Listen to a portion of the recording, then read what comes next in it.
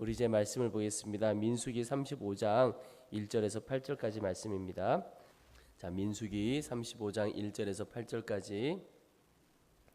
자, 제가 한 절, 여러분이 한 절 읽겠습니다. 여호와께서 여리고 맞은편 요단 강가 모압 평지에서 모세에게 말씀하여 이르시되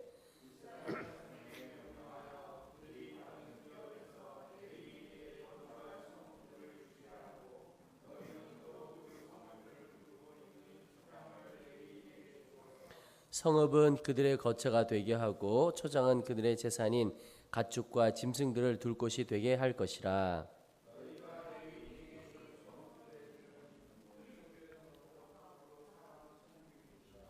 성을 중앙에 두고 성 동쪽으로 2000규빗, 남쪽으로 2000규빗, 서쪽으로 2000규빗, 북쪽으로 2000규빗을 측량할지니 이는 그들의 성읍에 들이며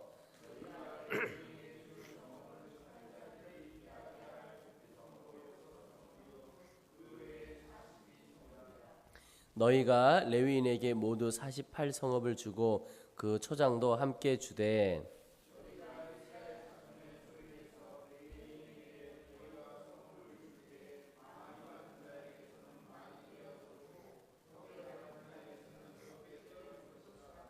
각기 받은 기업을 따라서 그 성읍들을 레위인에게 줄지니라. 아멘. 여러분, 오늘 하루도 오직 주 예수 그리스도를 믿는 믿음 가운데 또 주님과 깊이 동행하는 하루가 되시기를 축복합니다.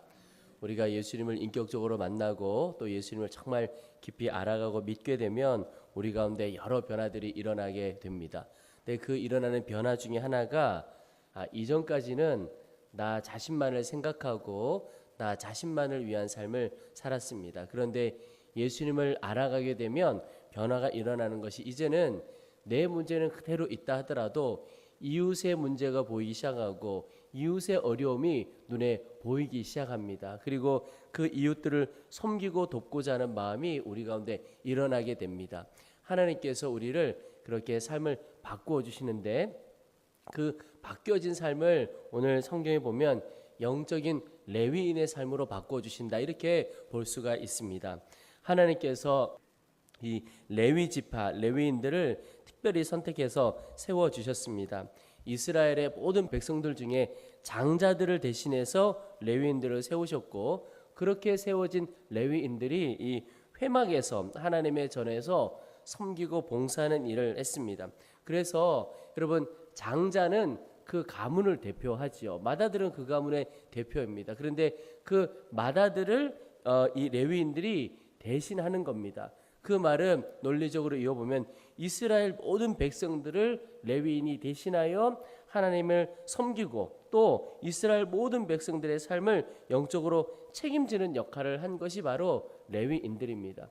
지금 이 시대에 우리가 주님을 믿고 주님을 예배하는 우리가 바로 다 영적인 레위인이라고 하는 겁니다. 그래서 하나님을 믿고 우리의 삶이 일어나는 변화가 하나가 이제는 나 자신만을 위해 사는 삶에서 영적인 레위인으로 다른 사람을 섬기며 돕고 그들을 대신하여 하나님 앞에 나아가는 그 역할을 하게 됩니다. 그런데 오늘 말씀해 보면 그 레위인들을 하나님께서 어떻게 대하시는가 하는 것이 나옵니다. 오늘 2절에 이스라엘 자손에게 명령하여 그들이 받은 기업에서 레위인에게 거주할 성읍을 주게 하고 너희는 또 그 성읍들을 두르고 있는 초장을 레위인에게 주어서 성읍은 그들의 거처가 되게 하고 초장은 그들의 재산인 가축과 짐승들을 둘 곳이 되게 할 것이라. 하나님께서 이스라엘 각 지파에게 기업을 주십니다. 가나안 땅을 주시는 거죠. 그런데 레위인들에게는 특별히 그 기업 땅을 따로 떼어 주시지 않으셨습니다. 그러면 어떻게 살아갈까요? 그런데도 땅을 전체를 떼어 주시진 않았지만 하나님께서 각 지파의 기업 안에 그들이 거할 성읍들 그리고 가축을 먹일 초장들을 준비해 두셨습니다. 이게 무슨 뜻이냐면 하나님께서 레위인들에게 땅을 기업을 주시진 않았지만 오직 레위인들의 삶을 하나님께서 다 책임져 주시겠다는 의미입니다. 그들은 믿음으로 오직 주를 바라보고 주님은 그들의 삶을 완전히 책임져 주시는 거죠. 그 말은 이제 우리가 영적인 레위인의 삶을 살아갈 때에 다른 이들을 섬기며 돕고 주님의 일을 감당하며 살아갈 때 우리의 삶은 주님께서 다 책임져 주신다는 것입니다. 마치 이스라엘 백성들이 광야를 지나올 때 만나와 메추라기로 하루도 먹을 것이 없이 살 적이 없었고 또 물이 없이 살아간 적이 없도록 주님께서 그들을 걸음걸음 다 책임져 주시는 것처럼 오늘 이 시대를 책임지고 이웃을 사랑하며 섬기는 우리 모두를 주님께서 다 책임져 주신다는 것입니다. 근데 여러분, 주님께서 우리를 책임져 주실 때 우리 가운데 정말 사라지게 되는 것이 염려와 걱정, 근심입니다. 여러분, 우리가 주님을 믿지만 우리 가운데 염려와 근심과 걱정이 늘 스물스물 스며들 때가 있습니다. 그런데 내가 염려하고 있다 그러면 점검해 보아야 할 것이 나는 정말 하나님을 믿느냐, 그것 점검해 보아야 합니다. 왜냐하면 염려하는 자는 하나님을 향한 믿음이 없기 때문에 그렇습니다. 근데 염려가 올 때 우리가 우리의 믿음을 점검하면서 하나 알 것이 염려가 내 삶의 문제를 해결하는 것이 아니라는 것을 정말 잘 기억해야 합니다. 만약에 염려하고 걱정하는 것이 내 삶을 바꾸어내고 내가 가지고 있는 문제를 해결할 수만 있다면 다 염려 열심히 해야 되죠. 걱정 열심히 해야 되죠. 그런데 우리가 살아봐서 알잖아요. 염려하고 걱정한다고 내 앞에 해결돼야 할 그 문제가 해결되고 길이 열리는 것이 아닙니다. 오히려 믿음으로 주 앞에 나아갈 때 하나님께서 길을 여시고 문을 여시는 거죠. 그래서 내 힘으로 할 수 없는 것을 걱정하고 염려하는 인생은 믿음 없는 인생이요 어리석은 인생이라고 할 수 있습니다. 거기에 해답이 있지 않기 때문에 그렇죠. 그래서 오히려 하나님께서 이스라엘 백성들 광야도 지나오게 하셨고 또 레위인들에게 그들에게 땅을 기업으로 주신 않았지만 그들을 다 먹이고 살리고 입혀주시는 그들의 인생을 책임져 주시는 것처럼 오늘 나의 삶도 주님이 온전히 책임져 주실 것이다 라고 하는 믿음으로 주님을 바라보며 나아가는 겁니다. 그때 하나님의 역사가 있습니다. 실제로 우리가 여전히 우리가 무언가를 붙들고 사는 것은 완전히 주를 바라보지 못하기 때문에 그렇습니다. 그러나 믿음으로 오직 주를 바라보게 될 때 우리 가운데 염려도 떠나가게 되고 하나님의 역사를 먹이시고 입히시고 궁금하시는 하나님의 역사를 경험하게 되는 것이죠. 여러분, 오늘 하루도 일평생도 오직 믿음으로 주님을 붙들고 주의 역사를 경험하는 우리 모두가 되시기를 축원합니다. 또 하나 우리가 믿음의 주를 바라볼 뿐만 아니라 우리 주님은 은혜의 주님이라고 하는 것을 기억해야 합니다. 오늘 말씀해 보면 레위인들이 살 성읍들을 이스라엘 백성들 그 기업들 안에 어디 세워라 라고 하는 말씀을 주시면서 오늘 특별히 도피성에 대한 말씀을 하십니다. 그래서 레위인들이 거할 성읍 중에 48개 성읍을 주시는데 그 중에 6개는 도피성으로 마련을 해 놓습니다. 여러분이 도피성이라고 하는 것이 무엇이냐면 이스라엘 백성들 중에 이렇게 여러 사람들이 살아가다 보면 사건 사고가 일어나게 되죠. 그런데 자기 자신도 모르게 의도치 않게 살인을 하는 경우가 있습니다. 부지 중에 살인을 하는 경우에 이 죄값을 감당을 해야 하잖아요. 그런데 자기도 모르게 그런 일을 감당하다 보니까 급작스럽게 피해야 할 곳이 있습니다. 그래서 도피성이라고 하는 것을 세워놓습니다. 참 하나님 은혜로운 하나님이신 것이 이 도피성은요 이스라엘 요단강을 중심으로 동쪽과 서쪽에 똑같이 나뉘어져 있고 위치가 다 어디에서든 가까이 갈 수 있는 거리에 딱 균등하게 세워져 있습니다. 그런데 이 도피성은 죄 사함과 하나님의 은혜를 그대로 보여주는 것입니다. 내가 죄를 저질렀지만 그 도피성에 들어가면 살게 되는 겁니다. 똑같이 우리가 죄를 짓고 살아가지만 하나님께서 그 죄값을 사여 주시는 또 우리의 삶에 우리 자신이 감당할 수 없는 그 모든 일에 대하여 은혜 베풀어 주시는 하나님의 은혜의 상징입니다. 여러분, 이스라엘 백성들에게는 도피성이 있었던 것처럼 오늘 우리에게는 유일하고 완벽한 도피성이 되시는 예수 그리스도가 우리에게 있습니다. 그러니까 지금 이 시대에는 예수님께서 우리의 도피성이 되십니다. 그 말은 어떤 죄에도 하나님은 용서의 은혜로 우리를 회복시켜 주시는 겁니다. 여러분, 이 시대가 사실 은혜를 잃어버린 시대입니다.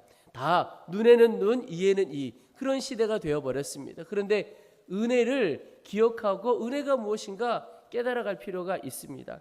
제가 얼마 전에 신문을 보다 보니까 참 재미있는 기사가 나왔는데 2015년 10월 17일에 캘리포니아에 27살 된 이 남자 여자가 젊은 남녀가 결혼을 하기로 약속을 했습니다.